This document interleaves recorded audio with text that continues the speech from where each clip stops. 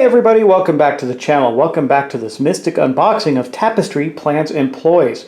This is a 1 to 5 player game by Stonemaier games and is an expansion to the wonderful civilization building game Tapestry. So let's dive in and let's see what's in the box and how it adds to the Tapestry game, a game which I really enjoy and hope that you do too. Now I know there's been some controversy about how great this game is, whether it's fantastic or whatever. Some people don't like it, some people do. I happen to like it quite a bit, and I really want to dive in and see what's in this new expansion because from what I understand, it's just more awesome Tapestry goodness. So let's take a look and dive on into the box. All right, so here we are with the box. I'm going to flip it over. We're going to take a look, and I love the artwork on it. It's fantastic. We're going to take a look at the other side and see what it says to us. So it says, Tapestry, Plans, and Ploys.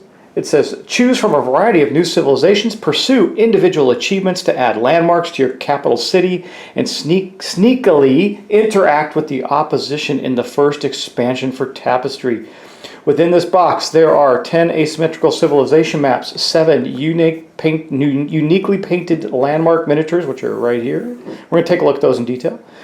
5 landmark cards right there. Let's see what those do. 15 new tapestry cards. That's awesome. 4 space tiles and 1 replacement tile because there's a typo in the first one, which I didn't even notice. 1 rule book, and this is actually a nice little addition. They didn't need to do it, but it's a nice little addition. A cloth bag for the exploration tiles, so you don't have to have them stacked up all over the table. You just reach in the cloth bag. And 1 Automa rulebook with 5 scenarios and a card for that. Basically, that's for single player, which you know we will do because single player and solo is our thing, right? So anyway, let's open the box now. I've already got it unsealed. I believe I pulled it open from one side. Yeah, and we're going to see what is inside the box.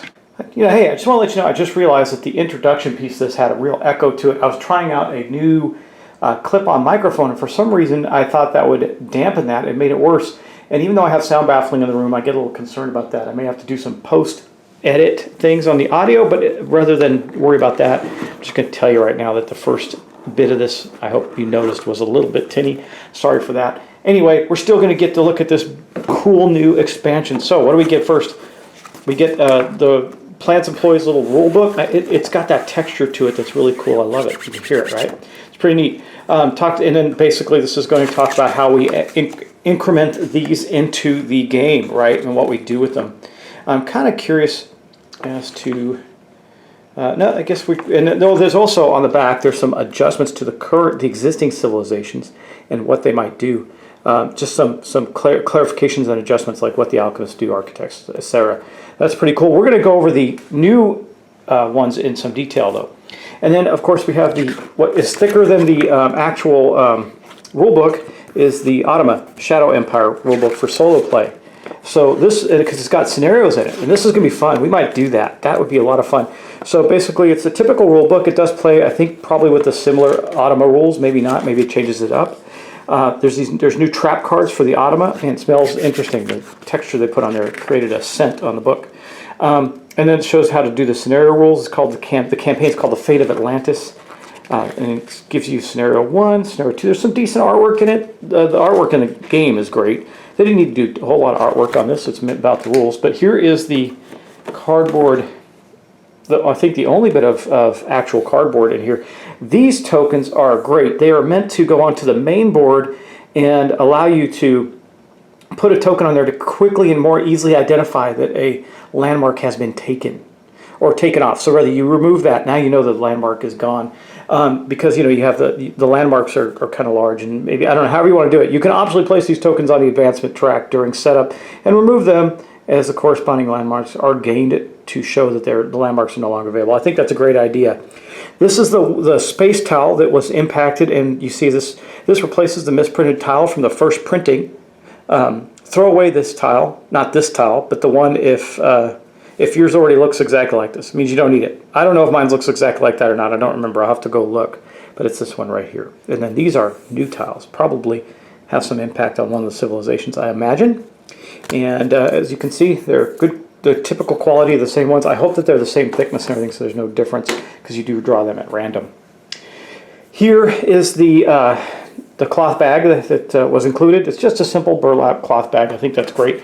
And of course, It's got a nice little insert in there, though I don't know how that's going to work because I don't like to carry multiple boxes around. But I think you have to because of this. We'll see.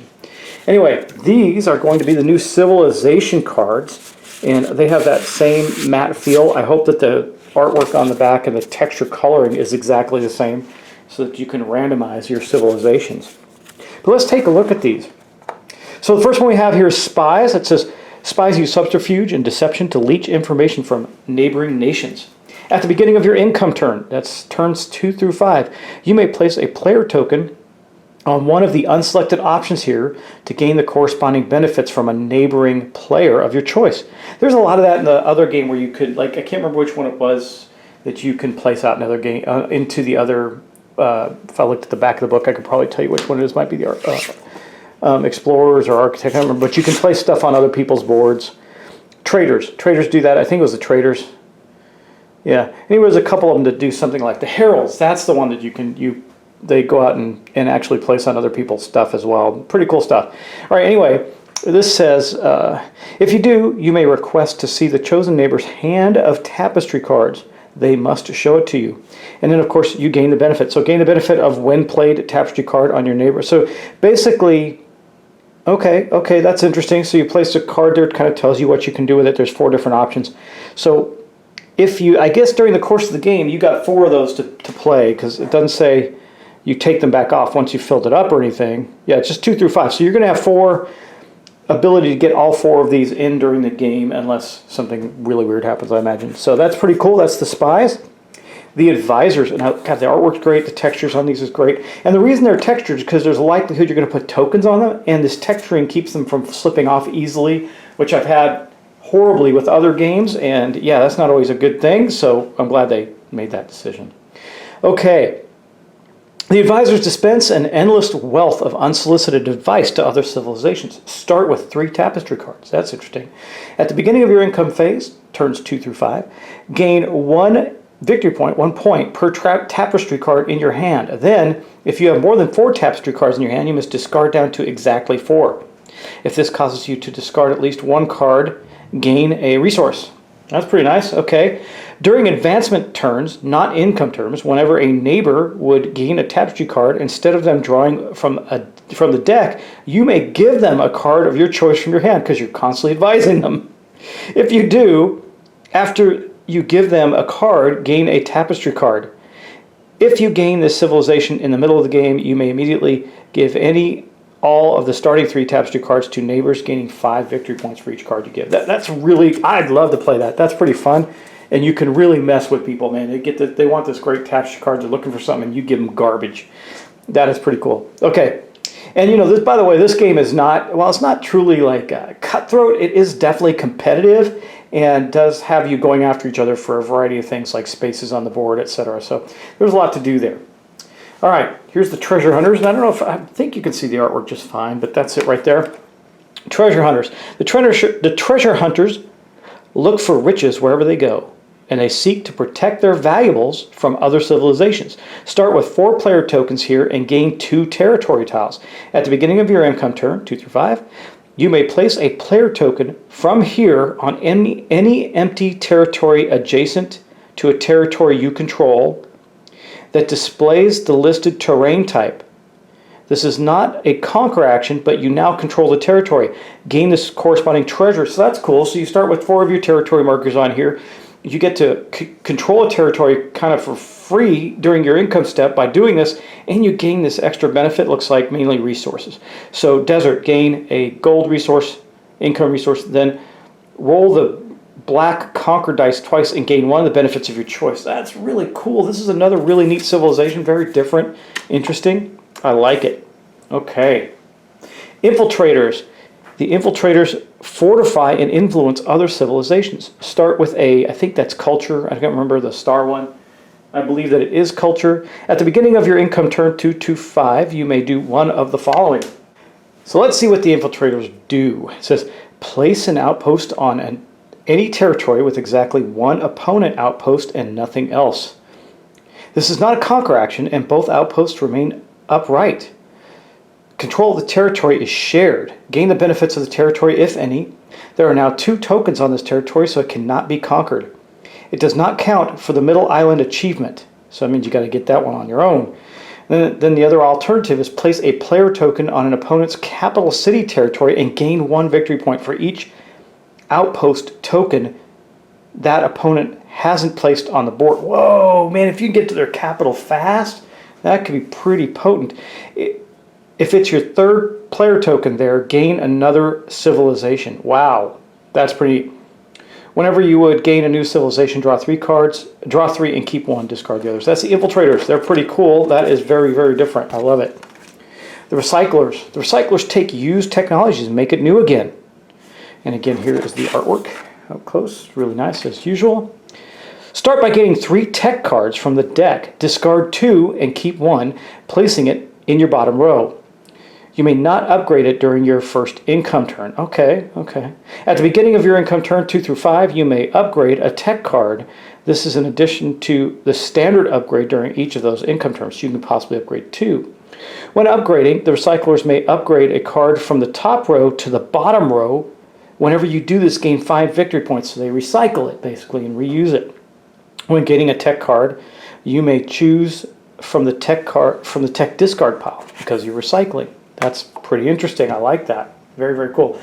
The Tinkers. The Tinkers are masters of time and technology. If you start the game with the Tinkers, each opponent gains a tech card from the tech deck, placing it in their bottom row. They may not upgrade tech cards during their first income turn. Okay. At the beginning of your income turn, 2 through 5, you may place a player token on one of the unselected options here and act accordingly.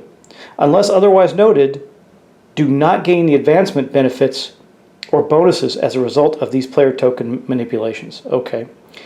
Choose one of your advancement tokens, gain a resource equal to the cost of advancing into its current position. All right, interesting. Advance on any track to match the closest opponents ahead of you. So this one, the Tinkers seem a little more challenging. I would say reserve that for people who probably played a few times. Regardless of exactly 3 spaces on an advancement track where this is possible, you may gain this benefit and pay to gain the bonus, if any. And then advance to the next bonus on any track and gain that bonus for free. Do not gain the benefits of any trademarks you pass. Okay. I've seen this one before in something else, the Aliens. I think I saw it in a preview of something. It's interesting. You can play aliens now. Aliens have settled on this planet, but their desire to explore the wonders of the galaxy never ceases. Start with 4 face-up space tiles in your supply, not on this map. At the beginning of your income turn, 2 through 5, if there is a space tile on the civilization map, discard it, then choose one of these options. Explore 1 space tile from your supply, placing it on this civilization map. If you do, discard a space tile from your civilization map this turn. You must first pay a resource and then gain a resource. Okay, that's interesting. I'm not too hip on that one. We'll have to see. Ooh, the utilitarians are Yep, they do quite a bit. Utilitarians aren't satisfied simply memorializing their advancements. If you start the game with utilitarians, choose a Tier 2 landmark and place it in your capital city. Start with 2 player tokens here. 1 on the first landmark you selected. After you gain a landmark on this list, you may place or remove 1 of the player tokens on this mat next to the landmark's name to activate the corresponding ability. Okay. Interesting. If you gain this civilization in the middle of the game, you may immediately place up to 2 player tokens next to the corresponding landmark abilities on this map if you have those landmarks. So if you have the Forge, whenever you upgrade a tech card, on the top row you gain a resource, etc., etc. So they give you different abilities based on the landmark that you have. Islanders. The Islanders are mystified by a massive island on the horizon, and they devote their resources to exploring it. Start with 4 territory tiles in your supply. At the beginning of your income turn, 2 through 5, you may explore one of the hexes on this mat. Place the territory tile here and gain the exploration benefits and victory points, just as you would on the board. These hexes cannot be conquered, but they can be explored on advancements turns via exploration action, so you can take an additional exploration action to explore this island. On step 3 of your final income turn, gain 4 victory points for each of these territory tiles that contain only water on the outer edge. Oh, I get it. So you want to create an island. Got it. Okay. If you gain the civilization in the middle of the game, you may discard. Okay. pretty cool. That's the Islanders, and we got one more left to review. That's the Riverfolk, and here are the Riverfolk. I really like the artwork on that. I would use that in like a game or like a role-playing game or something. The Riverfolk view flowing water as a more viable place for buildings than firm land. Start with 4 victory points per district in your capital city with at least 2 impassable plots. It doesn't say water plots, so I guess it could be mountains too. You may place buildings on impassable plots of land in your capital city. Impassable plots still help the Riverfolk complete districts, rows, and columns. Whenever you cover the impassable plot in a district, gain a resource. This benefit does not apply in districts with no impassable plots. Okay, fair enough. On your final income turn, lose 1 victory point per impassable plot. So you want to get those covered if is possible. And of course, if you gain civilization in the middle of the game, you may discard it and gain another. Okay, well, fair enough. Those are the civilizations that come in the game. We've reviewed every one of them at that point, and I think some of them are super cool. I really dig them. Let's go into the cards now. Let's see what we got here with the cards. It does have a little thing to peel so you can get the cards out pretty easily. It didn't work. Nice. Let me just get this going better. There we go. Ah, not working. I'm going to put that right there for now so I can get rid of it later, and we'll just peel it off. Yeah, it didn't peel the way it didn't come off the way it's supposed to. Not a crisis. We're going to get the cards out regardless and not damage them. So there we go. And again, these have a texture on them, which is nice. Here's the Automa cards for the solo play right here. Okay, and then here's the new Tapestry cards. I'll just put these aside for the moment. And it says, manifest destiny when played, conquer territory adjacent to your capital city territory, then you gain the benefits of any territory tile you control. The World's Fair. I'm not going to read all these. I'll just put them up on screen so you can see them and the cool artwork that's associated with them. It's good to have more Tapestry cards. I think it just lends to more interesting stuff. Double Cross. Stolen Plans, another spy type card. Nice. Retreat. Architecture. When you gain an income building, you may gain any type of income building instead. Okay. Cartography, engineering, astronomy, public works, and then these special cards for to show the layout of these, right? The urban farm, the digital studio, the skyscraper, the game store, and the TV station. Now, I haven't read the rules, so I don't know how these come out into the game, but I'm sure they do. And so, obviously they do. They wouldn't be in the game. Let's take a look at the actual buildings now. I noticed one of them looks really similar. This one, I saw it in something and I said, that looks like another one in the game, but that's okay. It is different, so you're going to have to remember the two are different buildings, but it does look very, very similar, and there's good detail in these. I really love these buildings. I know some people say they're not that useful, but man, I got to tell you, when you're playing a game like this and it's visually appealing to have it out on the table, and people, I mean, I remember when I was playing this before, a lot of people were playing it, and they go, wow, what is that? They look at this and go, what is that? That's cool. It's all the buildings. Now, the buildings, again, they just help cover spots on your map and everything. They, except for with the one new civilization, they don't appear to have, they don't have any special abilities or anything. But they're cool, and they look good on the map. And so here's the new buildings that are in the game. And these ones have a similar technology building. This one, I'm not sure. I think it's a Coliseum type thing, I believe. And it's either a dam. Nope, it's a Coliseum. So you go up and you take your seat in the Coliseum. Pretty slick. A little corner store looking thing that looks really nice. That is a really nice building. I like that a lot. That's very slick. And then this one. Very cool. All right. Well, guys, that is an unboxing of Tapestry Plans and Ploys. I hope you enjoyed this quick unboxing. I didn't want to make it too long, but I did want to go through all the different components. So please enjoy, and I hope you get Tapestry to the table soon. I'm probably going to try. I think this is definitely going to go on my list to do maybe some of those campaigns in the Automa. We'll see. I haven't done one for Tapestry yet on purpose. So many people were doing them back when it was popular. I didn't bother, but I probably will now. I don't. It's been a long time, and I don't see a lot of people doing the campaigns yet or anything like that. So maybe we'll crank one out. But anyway, thanks for watching. Thanks for subscribing, and I will talk to you in the next episode of something. And again, please like, share, and subscribe. It's really important to the channel. And please pay attention, because a lot of changes are starting to come to the channel. You've probably seen some of them if you've been watching. New logos, new activities, new things happening. So thanks again. I appreciate you watching Tapestry Plans and Ploys unboxing, and I'll talk to you in the next episode of a new playthrough.